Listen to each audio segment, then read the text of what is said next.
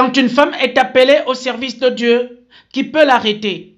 Arrivée à l'aéroport international Léon-Bas par le vol Air France en provenance de Paris, un accueil animé de cantiques de louanges lui a été réservé.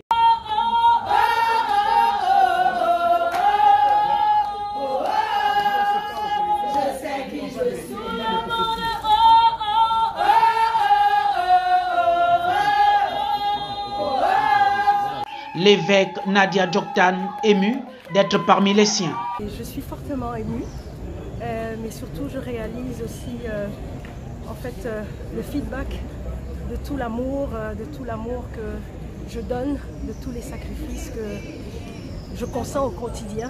Et je vois que c'est bien reçu et que cet amour m'est rendu en retour. Mais je réalise encore la responsabilité qui m'incombe, d'être au service de tous et à la gloire de Dieu. L'une des femmes pasteurs du Gabon et la toute première dans la capitale économique Logoué-Maritime, Nadia Djoktan, sera consacrée officiellement le 28 mai prochain en tant que première femme évêque des églises pentecôtistes et charismatiques du Gabon.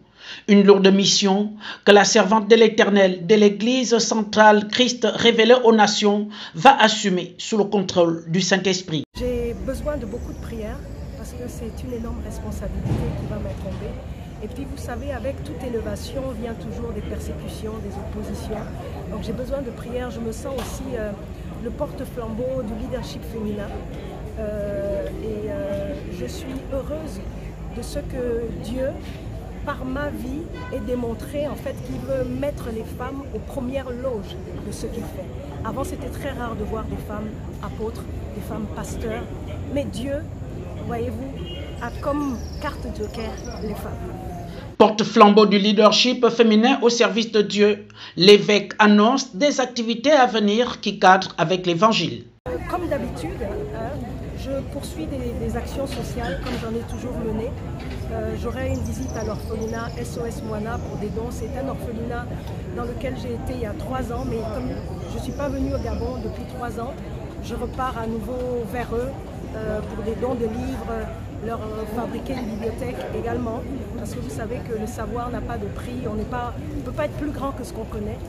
J'aurai aussi un séminaire à l'église centrale et un petit déjeuner des femmes à l'hôtel Nomade le 11 juin prochain au matin. Reçu par son époux, sa famille et plusieurs fidèles de l'église, l'évêque Nadia Djoktan s'attend à une cérémonie historique et pleine d'onction. Notons que c'est à l'âge de 13 ans que l'évêque fait l'expérience du Christ. Pour le départ.